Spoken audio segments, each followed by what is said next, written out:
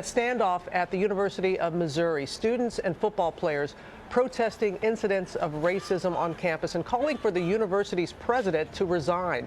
The players, in essence, going on strike. Their coach tweeting this photo of them standing together on this issue. ABC's Alex Perez is in Columbia, Missouri. Good morning, Alex. Hey, good morning, Robin. Students protesting spending the night in those tents. Their movement is gaining a lot of momentum here. Faculty saying they too will participate in a walkout later today and tomorrow, all arguing they will not give up until the university president is gone. This morning, the University of Missouri football team on the offense. More than 30 players and even the team's coach refusing to take the field. Don't engage. The move in solidarity with students protesting President Tim Wolfe's handling of a series of racial incidents on campus, including reports of students being called the N-word and a swastika scrawled on a dorm wall. Racism is unacceptable. It's absolutely unacceptable. You don't care about racism. African-American football players announcing Saturday they will no longer participate in any football-related activities, supporting one student on a hunger strike until Wolfe resigns. On Sunday, Coach Gary Pinkel canceling practice and tweeting this photo, writing, "The Mizzou family stands as one. We are united. We are behind our players." Criticism of Wolfe intensifying after this incident at the October homecoming, his car pushing its way through a group of protesters. My actions will support my words. You didn't show action when we were in front of your car. The president apologizing for that incident, but telling ABC News overnight he will not resign, saying, "I am asking us to move forward in addressing the racism that exists at our university. Together, we must rise to the challenge of combating racism, injustice, and intolerance." And the University Board of Curators has called an emergency executive session on all this later today. Students have been told to keep an eye on their email to learn the results of that meeting. Robin? A lot of people, Alex, are keeping their eye on this, and for the entire team to stand together and the coaching staff too. As president of the University of Missouri system, my motivation in making this decision comes from love. I love MU, Columbia, where I grew up, in the state of Missouri. I've thought and prayed about this decision. It's the right thing to do.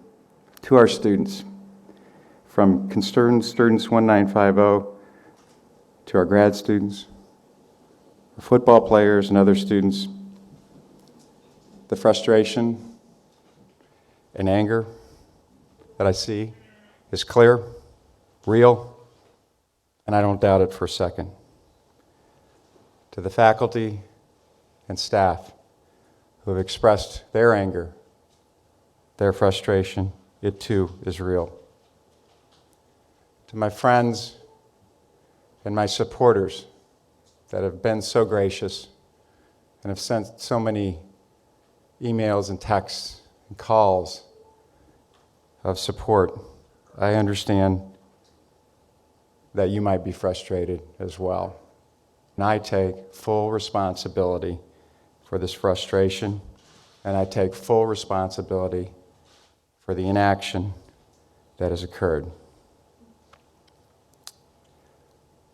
I'd ask everybody, from students to faculty, to staff, to my friends, everybody, use my resignation to heal and start talking again, to make the changes necessary, and let's focus on changing what we can change today and in the future, not what we can't change, which is what happened in the past. I truly love everybody here in the great institution, and my decision to resign comes out of love, not hate. I'd like to read some scripture that's given me strength.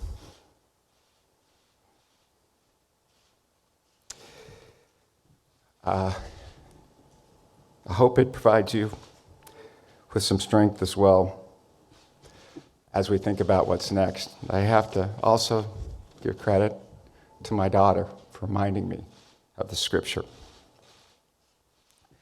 Psalm 46:1.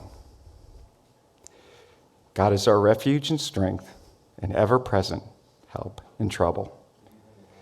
we need to use my resignation. Please, please use this resignation to heal, not to hate. And let's move forward together for a brighter tomorrow. Well, Fred, I can tell you that there really has been a series of incidents and complaints that have now brought us to this situation here, where not necessarily just the football team, but also so many other players are now coming together trying to put pressure on the Missouri university system to act and to really resolve several issues. In fact, one of those players, Jonathan Butler, who is currently in the middle of a hunger strike, he's a grad student at that campus. He submitted a letter online in which he outlined several incidents of racism, sexism, and also homophobia in the last 90 days on that campus. It includes the student body president being called the N-word, also Planned Parenthood services being stripped from students, and then you mentioned that very disturbing detail there of a swastika drawn on a university dorm. But what's interesting here, Fred, is ultimately a lot of this is being, the complaints are being directed at the university president, Tim Wolfe, who has been responding to these complaints. I want to bring up the very first, one of the first statements that he's actually posted online here recently, the first one here in which he actually recognizes that racism is a problem on that campus. It says, quote, "Racism does exist at our university. It is a long-standing systemic problem which daily affects our family of students, faculty, and staff. I am sorry this is the case. I truly want all members of our university community to feel included, valued, and safe as well." I should mention that really a lot of this frustration is also it's coming from an incident October 10th, Fred. This is when the school president was actually taking part in a parade. Several members of the Concerned Student 1950 activist organization there at the campus actually blocked the president's vehicle, and the president did not necessarily get out of that car and actually have a conversation with them. And that's why President Wolfe is now reacting to responding to that, apologizing in this next statement that I want to read for you. It's a little lengthy, but it's very important here so you can really get a better understanding of what's happening there in Missouri. He says, quote, "I regret my reaction at the MU homecoming parade when the Concerned Student 1950 group approached my car. I am sorry and my apology is long overdue. My behavior seemed like I did not care. That was not my intention. I was caught off guard in that moment.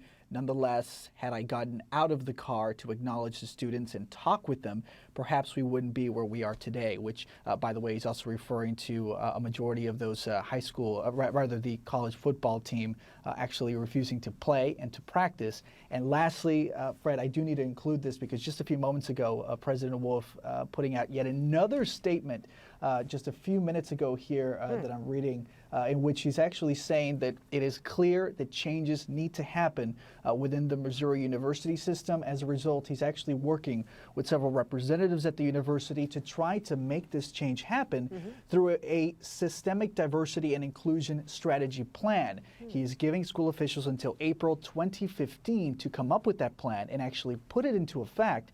But I have to tell you, Fred, after speaking to one of the members of that organization, Concerned Student 1950, they are confident that this is not the solution. They want Wolfe gone. Wow. Okay. Well, clearly this story still has a lot of movement in it, and Publicized will keep us posted. Protests over racial issues stretched through the night on the Columbia campus of the University of Missouri. About 150 demonstrators held a prayer vigil on Sunday night. In the name of Jesus! In the name of Jesus! Black student groups have complained for months about racial slurs on the mostly white campus and called for University President Tim Wolfe to resign. Frustrations flared at the October 10th homecoming parade when Wolfe wouldn't get out of his car to speak with demonstrators who were blocking him. At least 30 football players announced on Saturday night that they would not participate in team activities until Wolfe is gone. I'm not allowed to comment on much, so like I said, we're just going to all stay together as a team, and we all made this decision as a team to, not talk to media, so you're not going to hear much from the players, so, I mean, this is kind of the outlet for me from everybody else. Jason, were you guys scheduled to have practice today or anything? Yes, we were. And you're not having enough? We're not having practice. Any idea when you will? Whenever this gets resolved. The athletes did not explicitly say whether they would boycott the season's remaining games. The team is scheduled to play in Arrowhead Stadium in Kansas City on Saturday, and the school could lose more than $1 million if the game is canceled. School President Wolfe has given no indication that he will step down. However, he agreed in a statement that change is needed and said the university is working on a plan to promote diversity and tolerance. Sandy Kozel, The Associated Press. I mean, Mr. Butler has, made it very clear, loud and clear, that there is no option to ending this hunger strike, and our concerned students have agreed as well that Mr. Wolfe needs to resign. That is the only way that these students will leave, and you see we are setting them more tents now. Any concerned student who is African American or loosely a person of color on this campus can call themselves concerned student 1950. This issue is bigger than an organization. This is an issue affecting all black students on this campus, many people of color, and all marginalized individuals. This climate here leaves no one who's marginalized out. You definitely feel the violence that occurs on this campus. Earlier this year, you probably heard about it. This was the second incident that I faced where I've been called out of my name, called the N-word, walking through campus, where students thought it was okay to drive through and scream the N-word at me from the back of the pickup truck. And this time, since this was the second time, I knew that I had an office that had a privilege of the voice that I have being heard. And that's when I went to social media to describe my experience. Did I expect the response that I got? No, I didn't. I didn't expect it to be on the cover of, in the Washington Post. But what I spoke about was that this isn't a single isolated issue for one group of people. I talked about our students who identify as Muslim, who wear a hijab, who are called towel heads or terrorists as they walk through campus, or our students who identify as trans, who are called out of their names, called slurs on a daily basis, who were, being my friend, who was spit on as she was walking through the streets. Those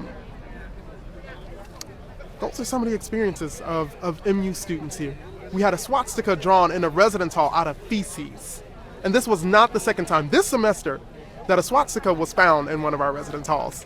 So it's gotten to the point where the people who are at the top, who make the decisions on behalf of the university, if they do not know what to do to foster an environment that is inclusive and safe for students who identify as marginalized on this campus, then they need to go and put somebody in place who does know how to deal with these issues. I think the students are winning right now.